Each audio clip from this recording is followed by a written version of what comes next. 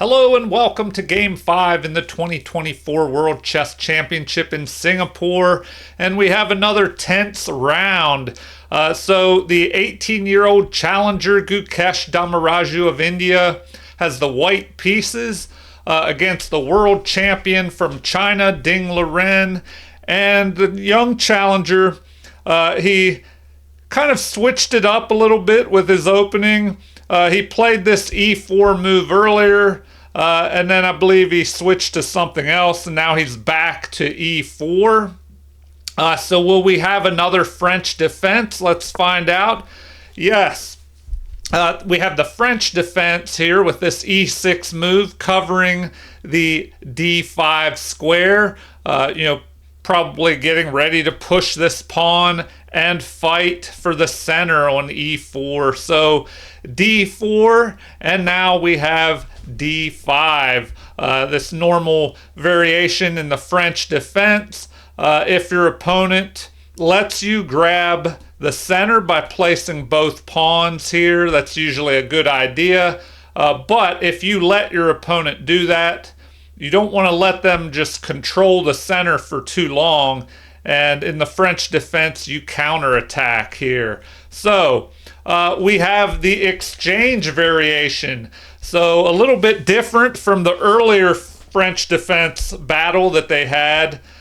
So here after the exchange variation, that will open things up. A lot of times the French defense has a closed center, and there will be maneuvering around the center, but here, after an exchange of pawns, things are a little bit open. So it will be kind of a race to get your pieces out faster than your opponent. So we have the knight developing, helping cover the center, fortify this pawn, and knight to f6 by the world champion, keeping things even. The bishop develops here, aiming at the king side. If this knight could be knocked out here, I don't know, maybe with a bishop lining up here on the knight and the queen, there could be a possibility of, some attack being generated on the king side here, but it's still early. So here we have c5, which is a typical attack in the French defense. With black here, you throw out the c pawn, immediately attacking this strong central pawn on d4. And let's see what happens here. So a fortification of this pawn in the center. And now if there's an exchange, they will both end up with isolated pawns in the center. But instead of trading off here in the center and opening things up even more, which may benefit white a little bit because white is already about to castle, and black still has to develop this bishop, and this pawn kind of blocked the scope of the bishop a little bit when it was here on c5. So now the world champion gets a little bit of initiative against his opponent. The bishop is forced to retreat, but maintains this diagonal up through the center and towards his opponent's king side. So a counter by the world champion, placing his bishop where it aims at the young challenger's king side. So now we have a queen developing with check and a block. So the computer says it's best to exchange queens here, and that is what is played. Although now, after that move was made, the computer is saying that maybe knight to e5 would be a little bit better. But queen exchange here is an excellent move as well. So after the king captures, now this is a good strategy to remember. The computer says this is the best move. A lot of beginners might think, well, maybe I should have captured with the bishop and then castled my king.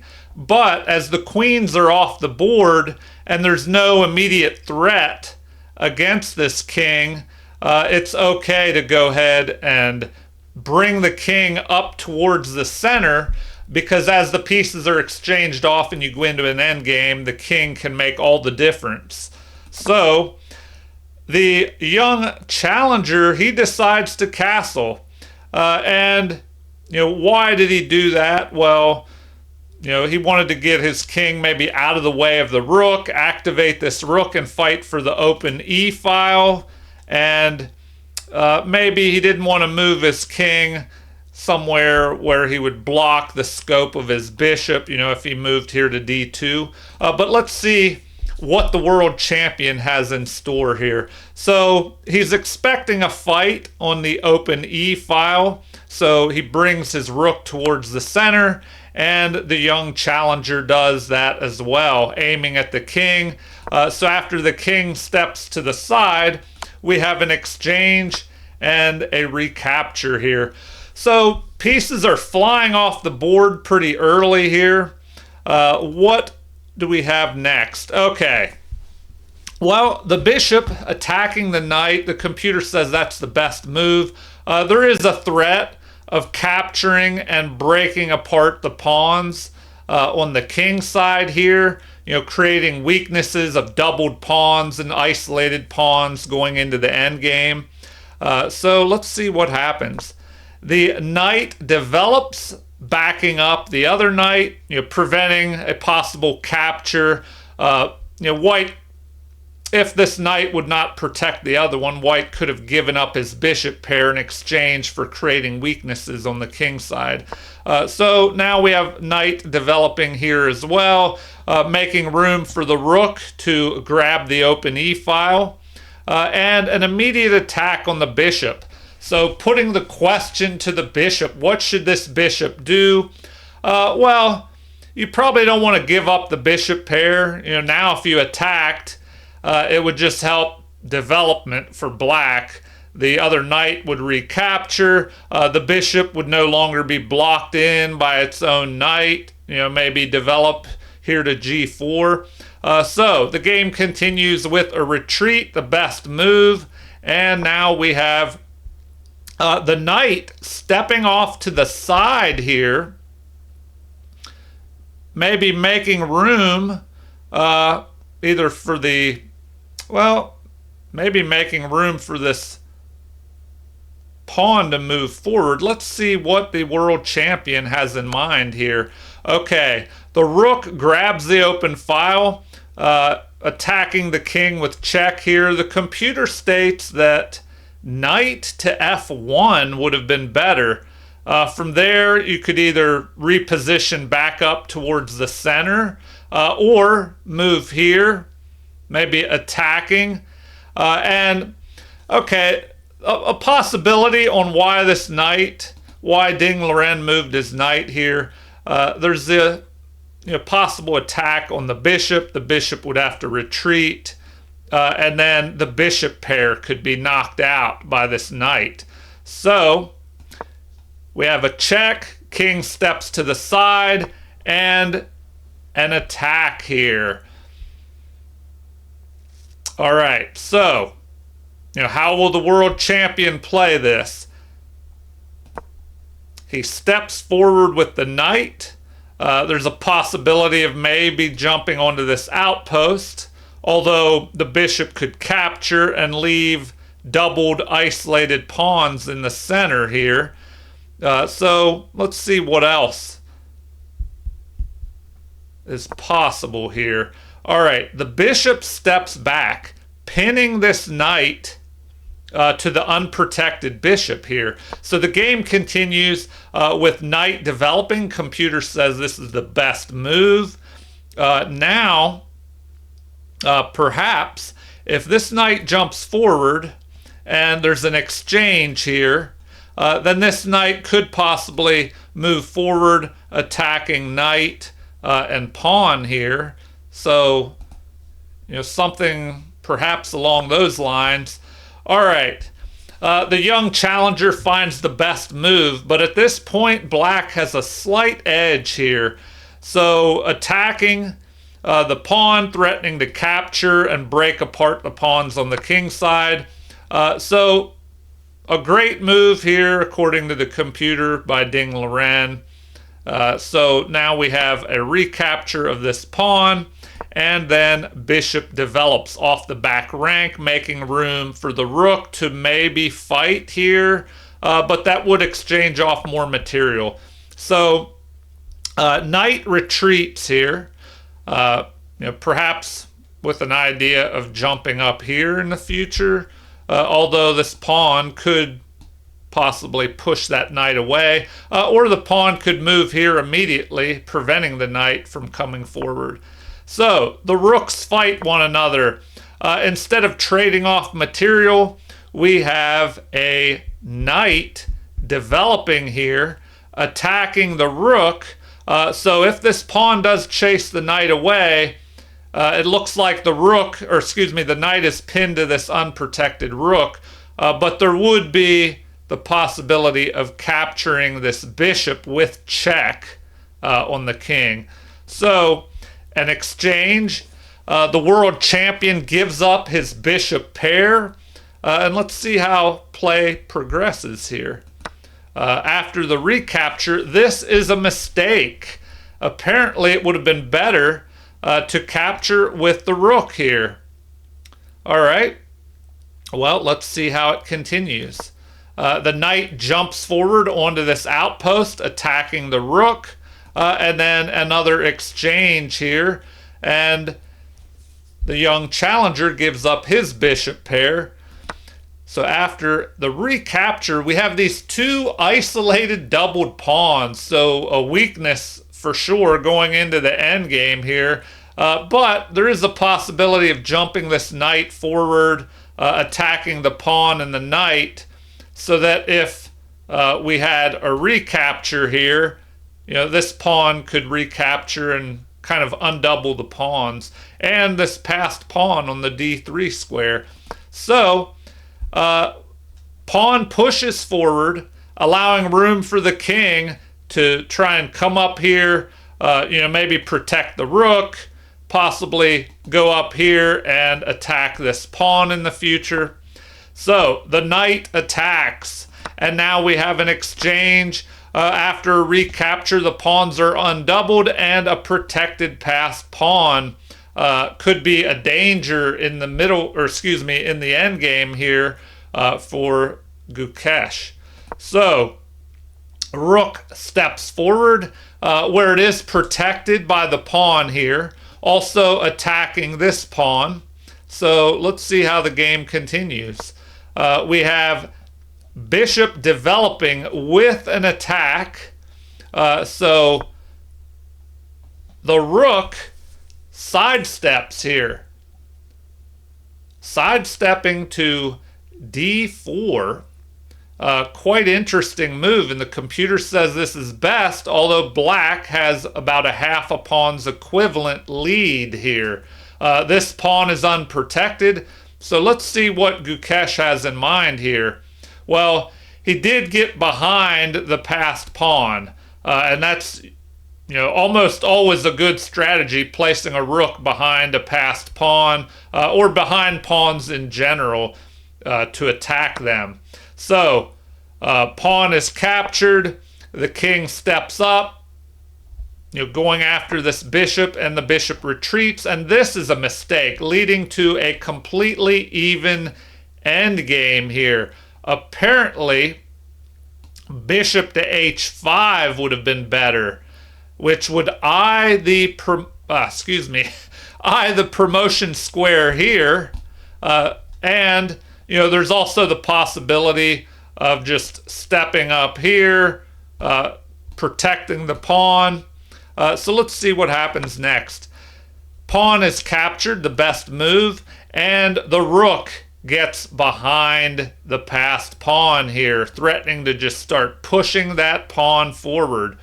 So now we have the rook blocking the protection here and at the same time attacking. So after an exchange, white has a passed pawn, and this pawn is now pretty weak for the moment, although it's on the light squares, so the bishop could try and protect this pawn. So now The bishop centralizes, aims at this unprotected pawn. So the pawn steps forward, limiting the scope of the bishop here, so that it could not maybe step over here and protect this pawn. Anyway, let's see how the game continues. The king, both kings coming towards the center. The pawn is under attack here, and now it will be lost. So Gukesh goes up here by a pawn, but according to the computer, the game is almost even, almost dead even here. Just a slight edge for white, even though white is ahead by a pawn. And that is because we have opposite colored bishops. And an opposite colored bishop endgame tends to be pretty drawish because, you know, each bishop controls the squares of the opposite color. So, you know, you could put your pawns on the opposite squares as of your opponent's bishop, although these two pawns are on the same colored squares as the opponent's bishop, but that does help block the scope of the bishop. And as long as the bishop can't reposition behind these pawns and attack the base of the chain, white should be all right. So a pawn steps forward. The king maybe heads to the queen side. You know, what will he try and do here? Let's find out. So the pawn steps up and the king moves back. And it's looking pretty drawish here. So the game continues with king moving forward. White finds the best move, you know, kind of trying to prevent the king from going up here, harassing this pawn. And now after the king steps back, it looks like we're heading towards a draw here. Yeah, so it looks like a draw was agreed here after 40 moves. So stay tuned for the upcoming games in this World Championship match. We are at game 5 here. So, you know, it's a race to, well, best out of 14.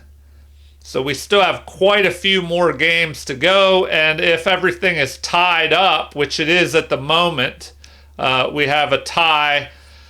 But if there's a tie after 14 rounds or 14 games, then they will go into a tie break with quicker rapid games, and then I believe if that is tied, they'll go to blitz games.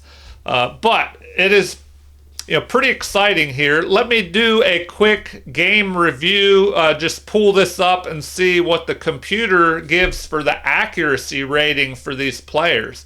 It looks like the game was pretty even, except right here, black did gain a slight edge until the game was evened up again.